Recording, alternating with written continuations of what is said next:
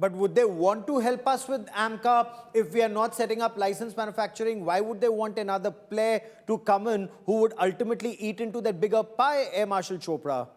I agree with you, Gaurav. This is a very, very complex exercise. Nobody in the world wants you to become independent, whether it's an aircraft or, engines. We are the biggest market, nearly the biggest market, other than Ukraine, which has just overtaken us last year. But otherwise, we are the biggest arm importers.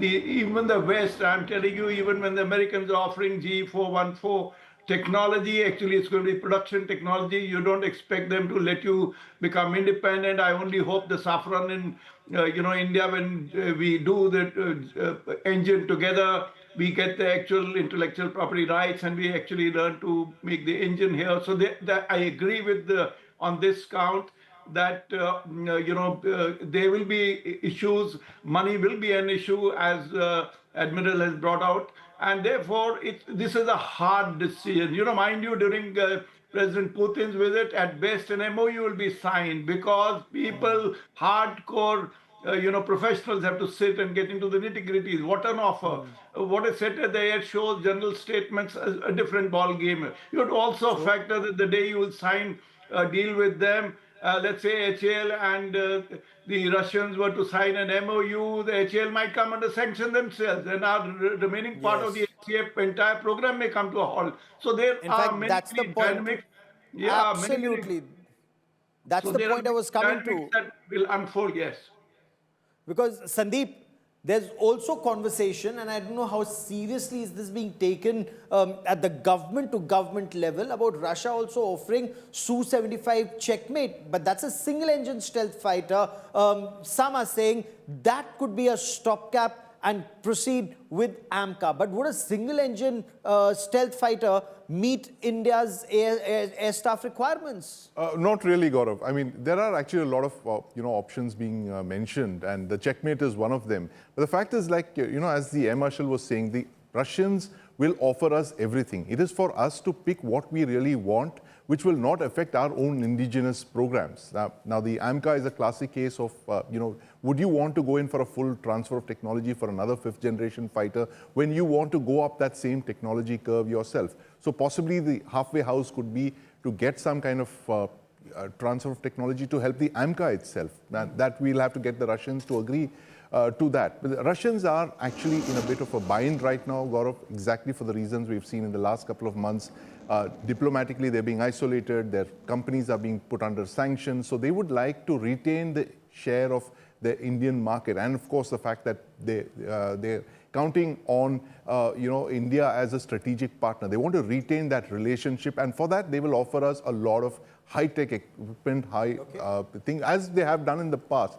It is entirely for us to now sit down and make those very hard decisions, as Admiral Sinha mentioned, that what is it that is in our interest that will not affect our own domestic indigenous fifth-generation fighter aircraft programs, or even the nuclear-powered attack submarine programs. So all of these are tough decisions. Yes. In just a moment, because for a moment, Air Marshal Chopra, apart from the Su-57s, the S-400 system, the Triumph, that played a very critical role in Ops Sindoor, and the conversations all of us together have had on S-400, used not just in defensive but also in an offensive role. Perfect sense to procure five additional S-400 systems? Absolutely, Gaurav. I must tell you that S-400 is acknowledged as one of the best air defense systems in the world. Even the Americans, the analysts have repeatedly written about it, and S-400 in Ops Sindoor has proved itself and has done a great job, and we've got a world record breaking kill that we have achieved at 314 kilometers, as they achieved.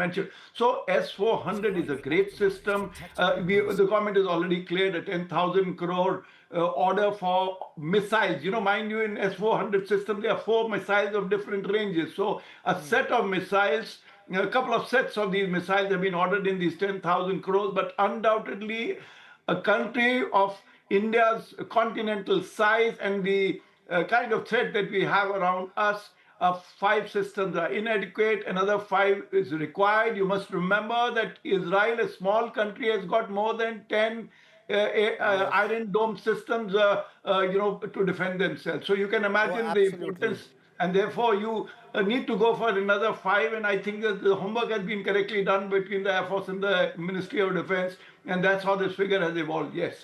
So, Admiral Sinha, you'd recall, and since you've also served in the Integrated Defense Staff as its chief, I want to understand from you, are we moving forward on the assumption that sanctions on Russian exports will be lifted, or we are going on, we are bashing on regardless, because CAATSA sanctions are something that we had to seek a waiver to for the S-400 system initially. And your take, sir, on the improved Kilo-class submarines that we are looking at, Project 636?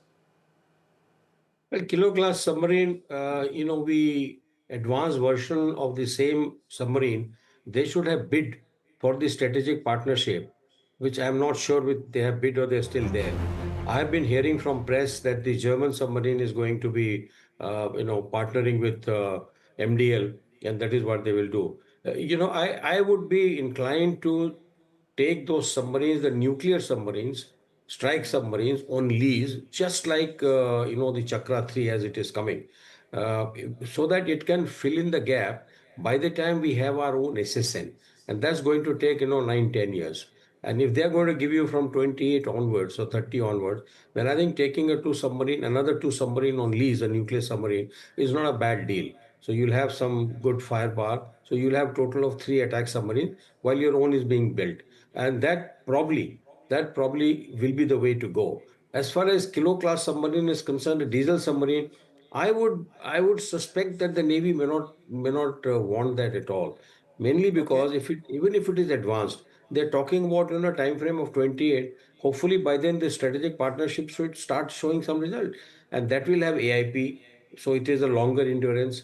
It will have a subsurface cruise missile, which we have already tested, and most likely it will be fitted. So I think that we should not scuttle that just because the Russians are offering so much. They will.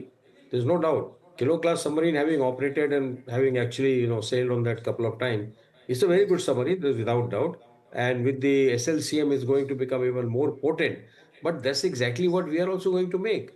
We are already making it. So I think that we should not fall for these, certainly Okay. not Kilo class submarine in lieu of the diesel submarine that we are making. If it is not with the Russians, or if it is already yes to the Germans, then we should go ahead with the German one.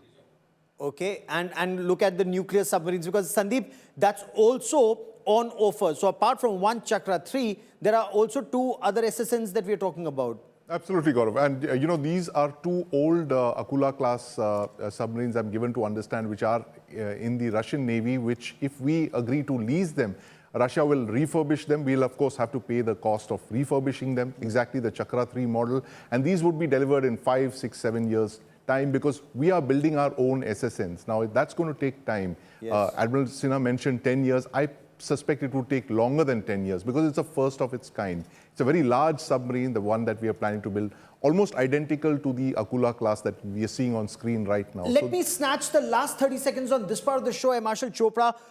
In your view, who's more reliable as a strategic partner when it comes to defense hardware, sanctions, reliability, Russia, France, or the US-UK group?